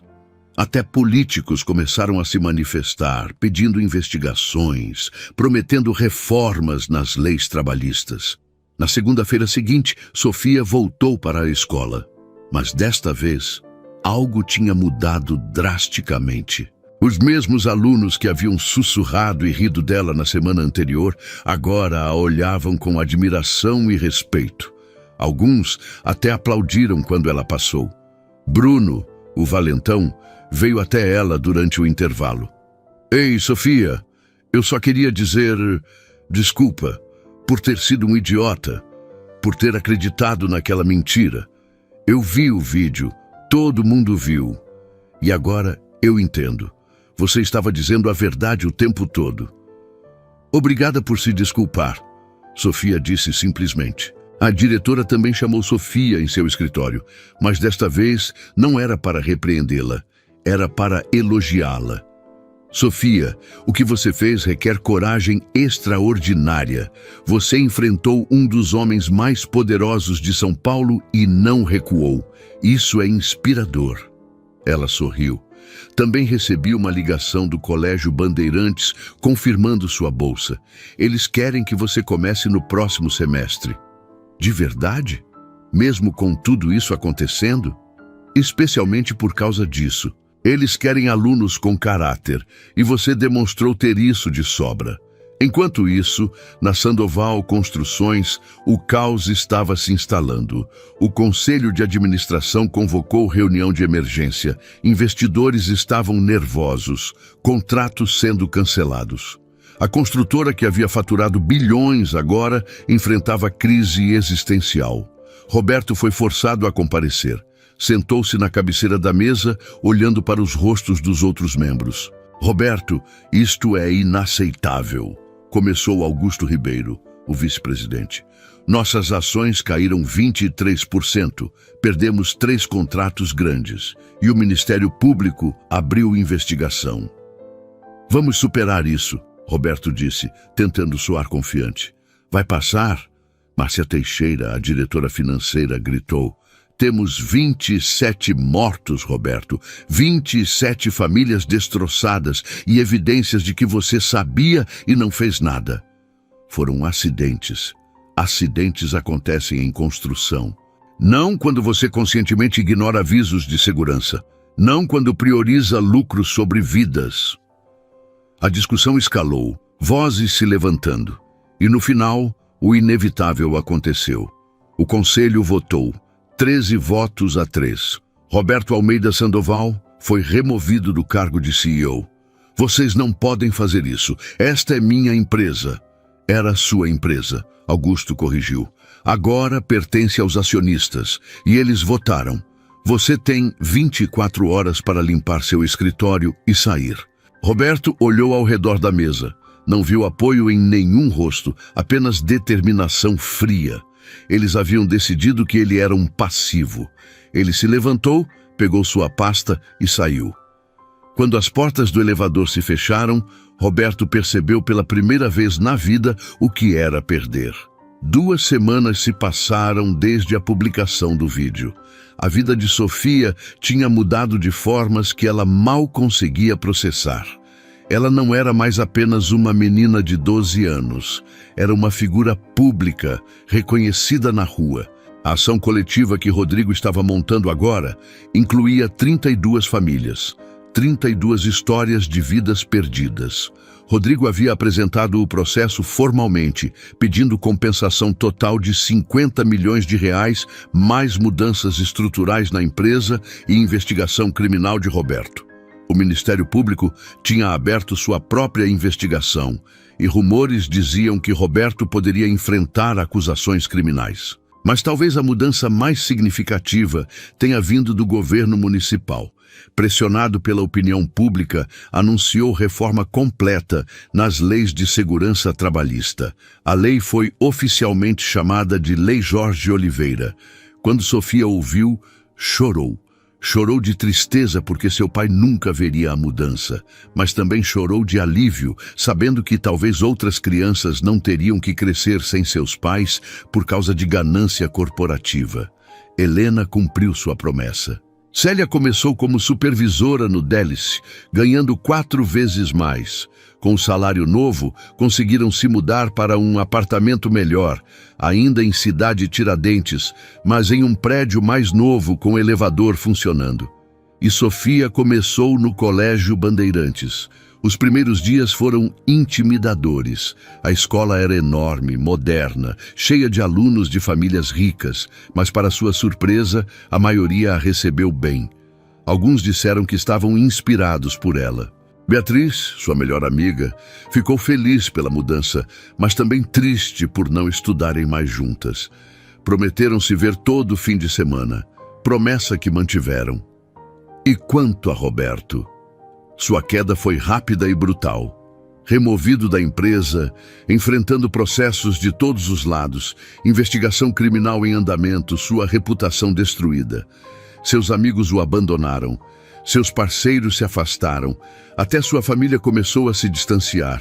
Ele vendeu sua cobertura luxuosa para pagar advogados. Vendeu o carro, o relógio, até ações que tinha na empresa. Tudo para tentar se defender. Mas talvez a maior mudança tenha vindo de dentro. Roberto, pela primeira vez na vida adulta, foi forçado a confrontar as consequências de suas ações. Não havia mais bajuladores. Não havia mais dinheiro para comprar saída de problemas. Havia apenas ele, sozinho em um apartamento muito menor, olhando para as pilhas de processos. Foi em uma noite de terça-feira, quase um mês depois do vídeo, que Roberto tomou uma decisão. Ele pegou o telefone e ligou para Rodrigo Alves. Doutor Rodrigo, aqui é Roberto Sandoval.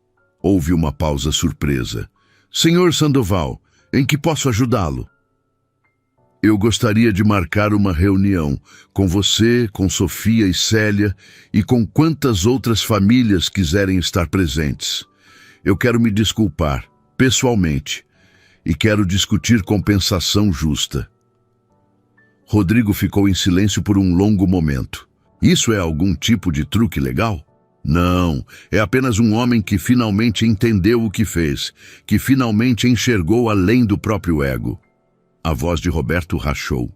Eu destruí famílias, tirei pais de crianças e fiz isso conscientemente, colocando dinheiro acima de vidas. Não há desculpa. Eu preciso discutir isso com meus clientes. Não posso prometer que vão querer encontrar.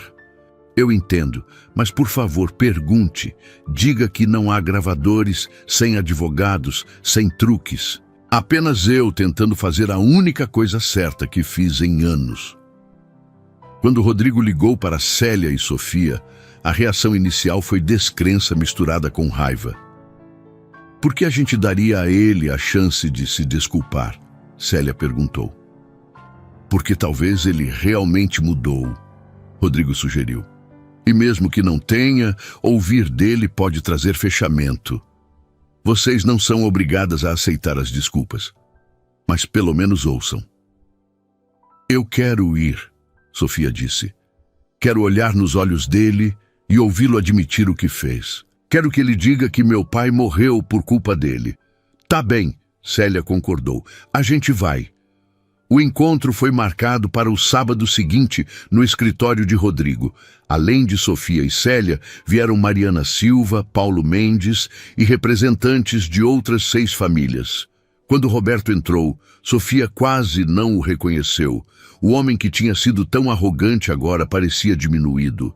Havia perdido peso, tinha olheiras profundas, o terno estava amarrotado e não era mais italiano caro. Era apenas um homem comum, quebrado e envelhecido. Roberto se sentou de frente para as famílias. Ele olhou para cada rosto, vendo a dor, a raiva, a perda que havia causado. E quando seus olhos encontraram os de Sofia, algo dentro dele se quebrou. Eu não sei por onde começar, ele disse, voz rouca. Desculpas parecem tão inadequadas diante do que fiz, mas preciso dizê-las mesmo assim. Ele olhou para Célia. Dona Célia, naquela noite no restaurante te tratei com crueldade indefensável. Chamei você de nomes terríveis. Humilhei você publicamente. Não há desculpa. E sinto muito. Profundamente. Depois se virou para Sofia. E você, Sofia? Uma criança de 12 anos teve mais coragem e integridade que eu tive em toda a minha vida. Você me confrontou quando ninguém mais tinha coragem. E em vez de ouvir, eu dobrei minha crueldade. Tentei intimidar você, ameaçar você. Ele limpou uma lágrima. Seu pai, Jorge Oliveira, me avisou sobre os equipamentos defeituosos. E eu ignorei. Porque 15 mil reais para novos cintos pareciam muito dinheiro. 15 mil reais, menos que o terno que eu vestia. E por causa dessa decisão, seu pai morreu. E 26 outras pessoas morreram. 27 vidas que eu poderia ter salvado se apenas tivesse me importado mais com pessoas do que com lucro. Então ele olhou para cada uma das outras famílias, chamando os nomes de seus entes queridos, perdidos um por um. Nomes que ele nunca havia se dado ao trabalho de aprender quando estavam vivos, mas que agora estavam gravados em sua consciência. Eu sei que desculpas não trazem ninguém de volta. Sei que não apagam anos de dor, mas são tudo que tenho para oferecer, além de compensação financeira. Ele puxou uma pasta. Estou oferecendo 2 milhões de reais para cada família, não como suborno, não como tentativa de comprar silêncio, mas como reconhecimento de que suas perdas foram causadas diretamente por minhas decisões. É menos do que vocês merecem, mas é tudo que consigo juntar sem declarar falência completa. Rodrigo pegou a pasta e examinou. As ofertas eram legítimas, sem cláusulas escondidas. Mariana Silva foi a primeira a falar. 2 milhões não trazem meu marido de volta. Não dão um pai aos meus 3 filhos. Eu sei, Roberto disse, e não espero que aceitem. Só espero que acreditem que o remorso é real. Por que agora? Paulo Mendes perguntou, voz dura. Por que só agora você sente remorso? Roberto não desviou o olhar. Você está certo. Levou perder tudo para eu enxergar. E isso me faz um covarde. Um homem verdadeiramente bom teria feito a coisa certa quando ainda tinha tudo a perder, não apenas quando já perdeu. Ele abaixou a cabeça. Não espero perdão. Não mereço.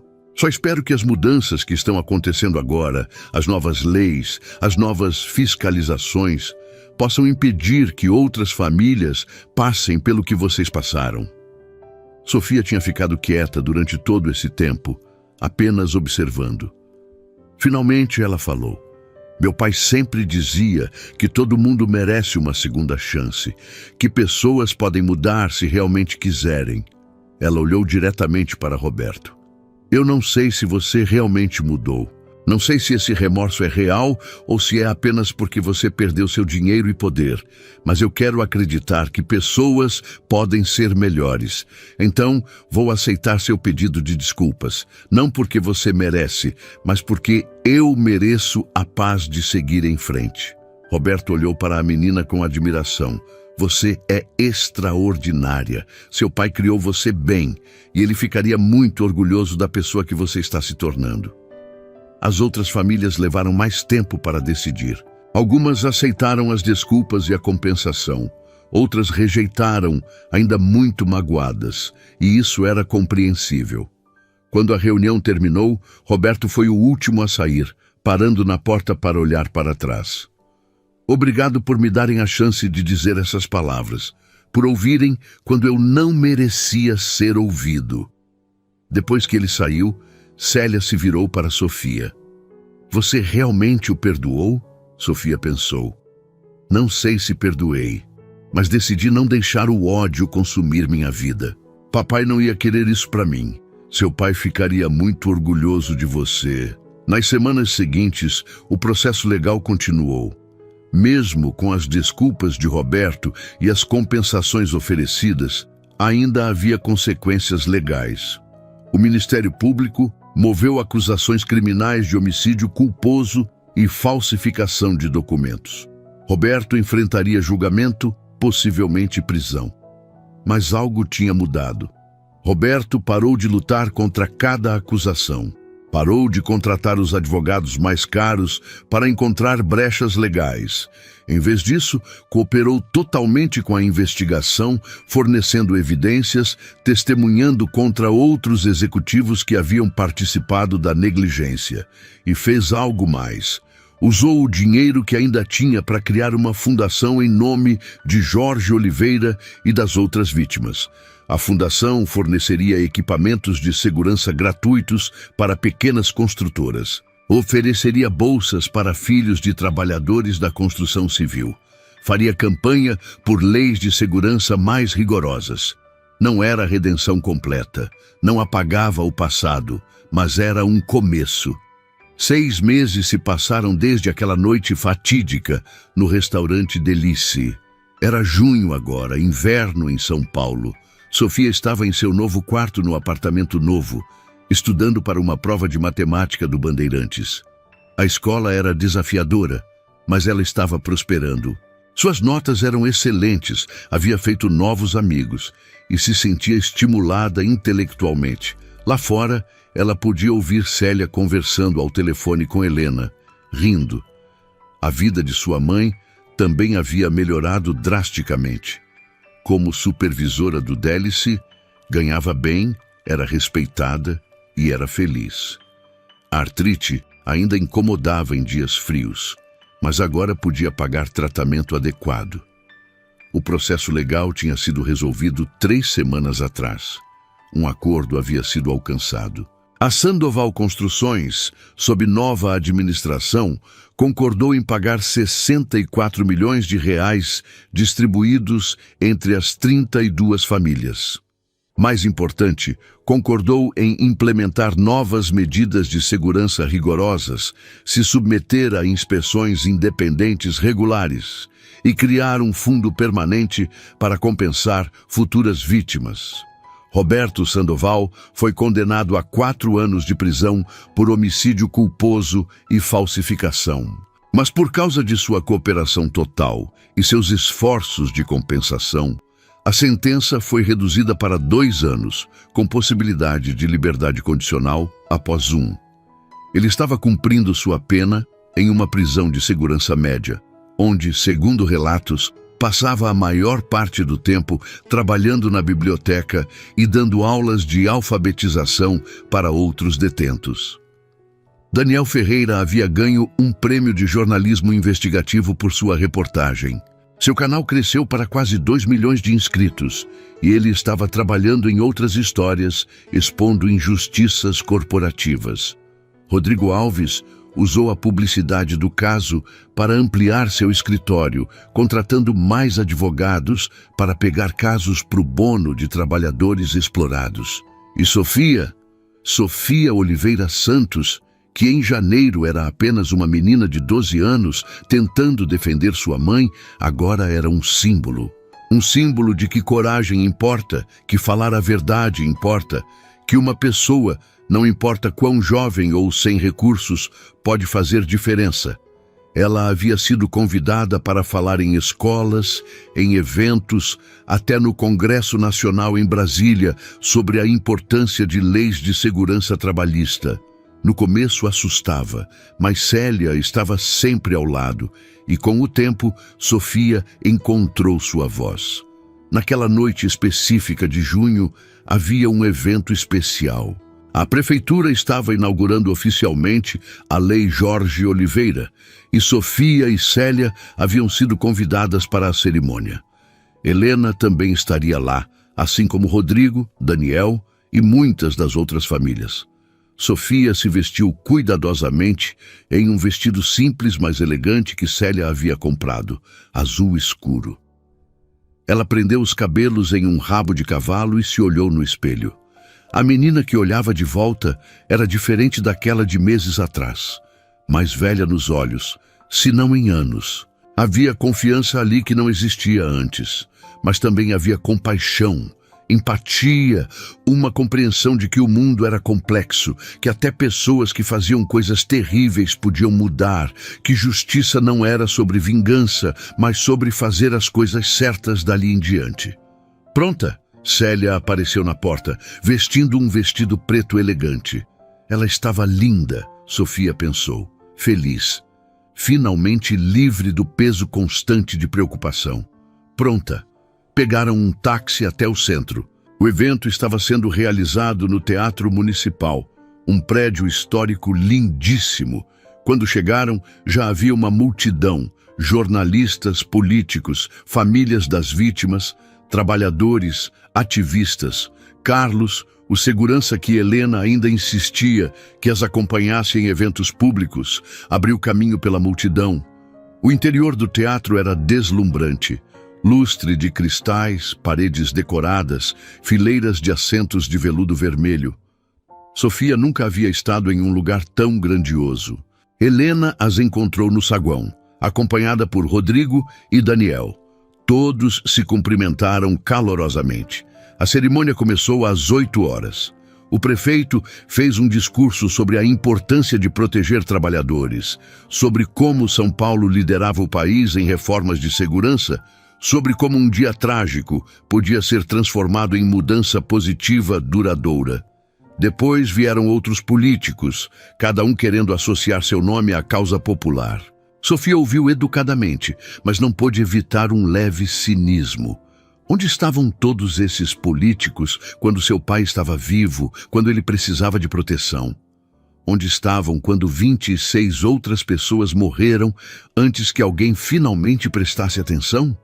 Mas então, o prefeito chamou Sofia ao palco. Seu coração disparou.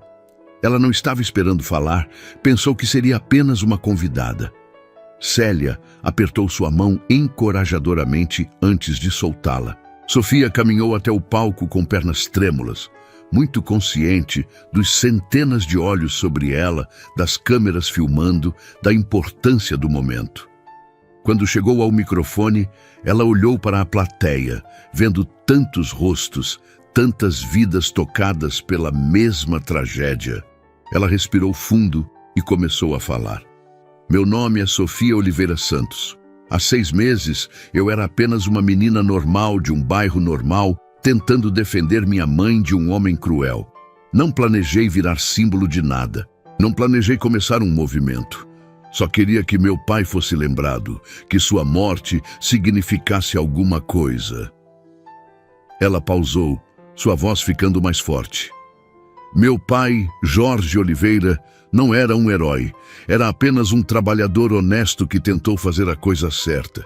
que avisou sobre perigos e foi ignorado, que morreu porque alguém decidiu que 15 mil reais valia mais que sua vida.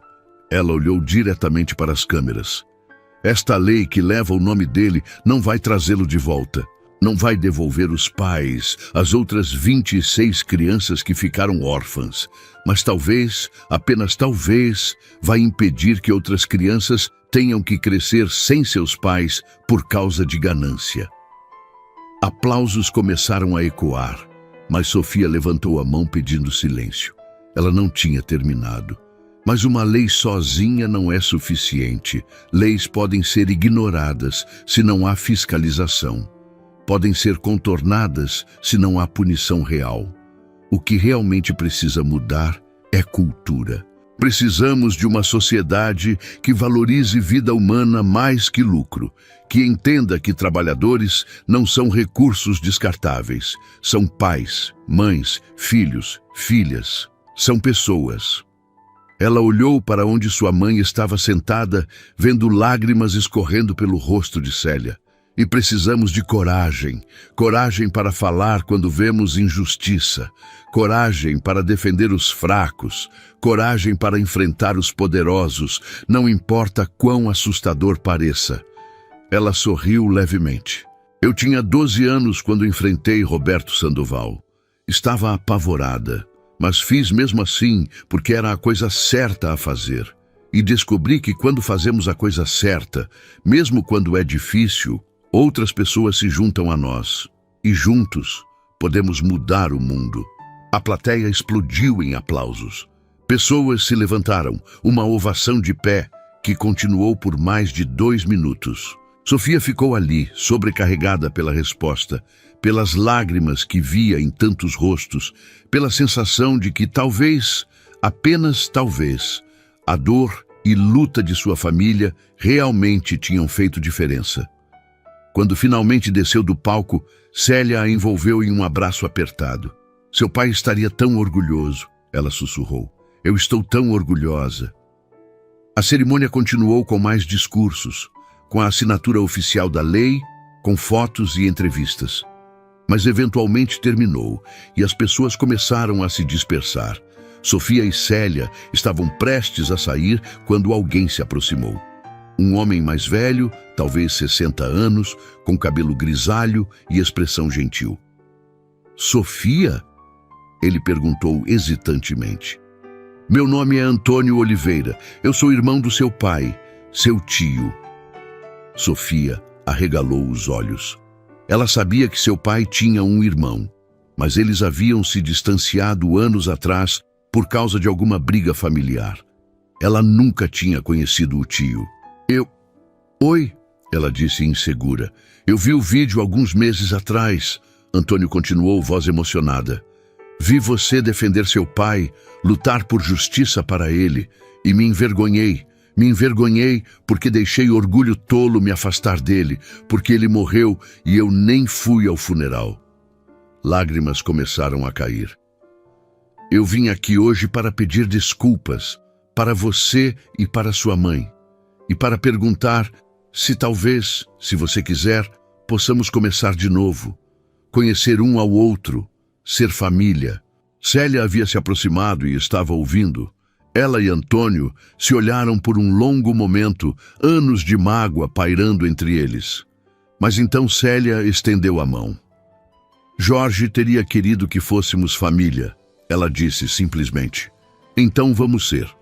E assim, naquela noite de junho, enquanto a garoa continuava caindo suavemente sobre São Paulo, Sofia ganhou não apenas justiça para seu pai, mas também família que ela nem sabia que tinha. Nas semanas e meses que se seguiram, a vida continuou seu curso. Sofia terminou seu primeiro semestre no Bandeirantes com notas excelentes. Célia foi promovida novamente no restaurante, agora gerente geral. Elas começaram a visitar Antônio regularmente, construindo a relação familiar que havia sido perdida. E a Fundação Jorge Oliveira, criada com o dinheiro de Roberto, começou seu trabalho. Já tinha fornecido equipamentos de segurança para 15 pequenas construtoras. Tinha dado bolsas para 23 filhos de trabalhadores.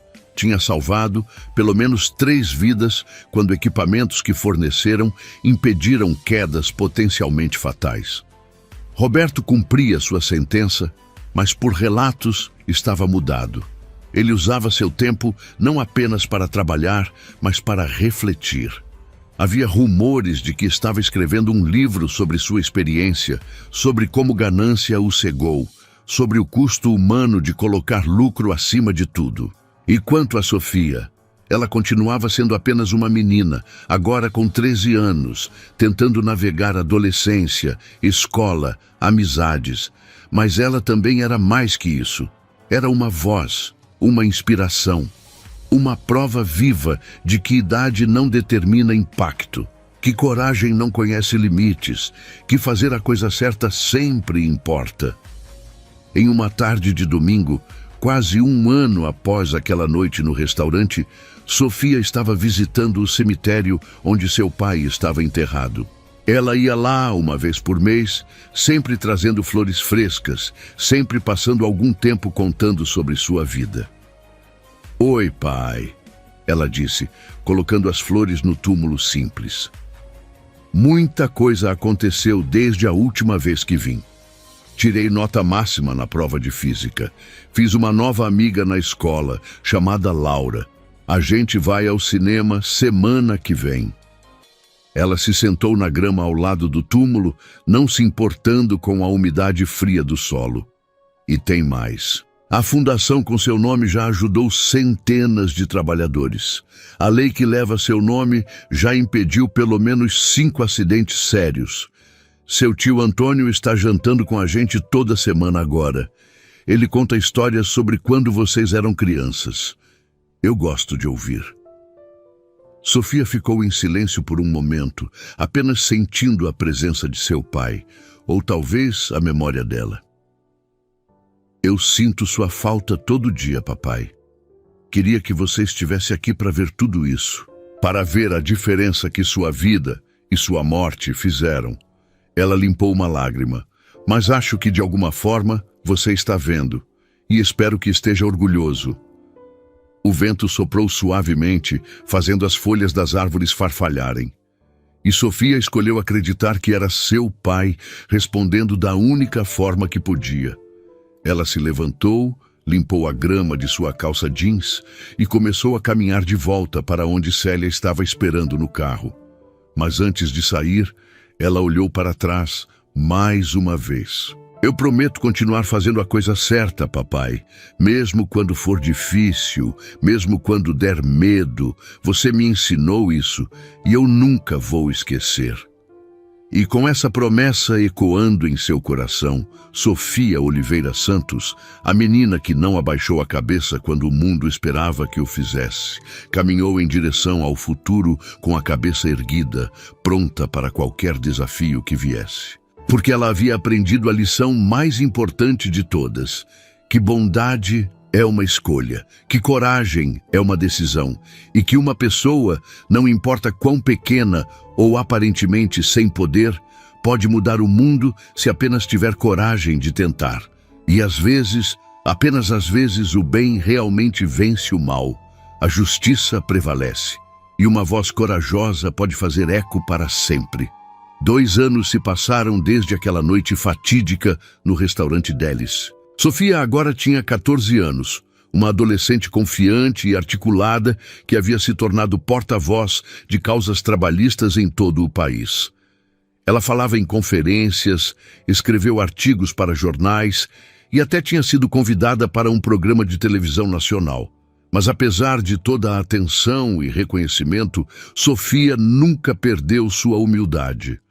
Ela continuava sendo a mesma menina que defendeu sua mãe naquela noite, que se recusou a ficar quieta diante da injustiça. Célia prosperava como gerente geral do Delis, e Helena havia se tornado não apenas uma chefe, mas uma mentora e amiga querida. Elas jantavam juntas regularmente, conversando sobre negócios, vida e os sonhos de Sofia para o futuro. Beatriz e Sofia mantinham sua amizade forte, encontrando-se todo fim de semana como haviam prometido. E Sofia havia feito novos amigos no Bandeirantes, incluindo Laura. que compartilhava sua paixão por justiça social. Roberto Sandoval havia sido libertado da prisão após cumprir 18 meses, recebendo liberdade condicional por bom comportamento. Mas o homem que saiu da prisão era muito diferente daquele que havia entrado. Ele era humilde, quieto, dedicado a fazer diferença. Ele continuou trabalhando na Fundação Jorge Oliveira, agora como voluntário, usando sua experiência em construção para treinar trabalhadores em práticas de segurança. Ele dava palestras em empresas sobre os custos humanos da negligência corporativa. E ele havia publicado seu livro Do Topo ao Fundo, uma jornada de arrogância à redenção, que se tornou um best-seller e cuja renda toda ia para fundos de segurança trabalhista. Sofia e Roberto nunca se tornaram amigos, exatamente. A ferida era profunda demais para isso. Mas eles desenvolveram um respeito mútuo. Ele havia mudado verdadeiramente, e ela podia ver isso. E isso era suficiente. A Lei Jorge Oliveira havia se espalhado para além de São Paulo. Outros estados começaram a adotar leis similares. O número de acidentes de trabalho fatais no Brasil havia caído 20% em 2 anos. Vidas estavam sendo salvas. Famílias estavam sendo mantidas intactas. E toda vez que Sofia ouvia sobre outro trabalhador que havia sobrevivido por causa de equipamentos adequados, toda vez que via uma família que não teria que passar pelo que ela passou, ela sentia que tudo havia valido a pena. Em uma manhã de primavera, Sofia recebeu uma carta. Era da Universidade de São Paulo, oferecendo-lhe uma bolsa integral para estudar direito quando se formasse no ensino médio. Eles haviam acompanhado seu trabalho, estavam impressionados com sua dedicação à justiça e queriam apoiar seus estudos. Sofia leu a carta com lágrimas nos olhos. Direito. Ela seria advogada como Rodrigo, defenderia trabalhadores, lutaria por justiça, continuaria o trabalho que havia começado. Papai, ela sussurrou para a foto dele em sua mesa. Eu vou fazer você orgulhoso, eu prometo. E ela cumpriria essa promessa. Nos anos seguintes, Sofia se formaria no topo de sua classe no Bandeirantes. Entraria na USP e se destacaria. Se tornaria uma das advogadas mais respeitadas em direitos trabalhistas do país. Ganharia casos importantes, mudaria leis, salvaria vidas. Mas tudo começou naquela noite no restaurante Delice, com uma menina de 12 anos que se recusou a ficar quieta, que empurrou o braço de um bilionário e gritou: "Não fale assim com a minha mãe", porque às vezes tudo que é necessário para mudar o mundo é uma voz corajosa, uma pessoa disposta a enfrentar o impossível. Um coração que se recusa a aceitar injustiça. Sofia Oliveira Santos era essa pessoa. E sua história, a história de como uma menina comum fez coisas extraordinárias, continuaria inspirando gerações. Porque no final, não importa quanto dinheiro você tem, que poder você possui ou quão importante você pensa que é. O que importa é caráter, é dignidade. É a coragem de fazer a coisa certa, mesmo quando custa tudo. E essa é uma lição que o mundo nunca deveria esquecer. Fim da história.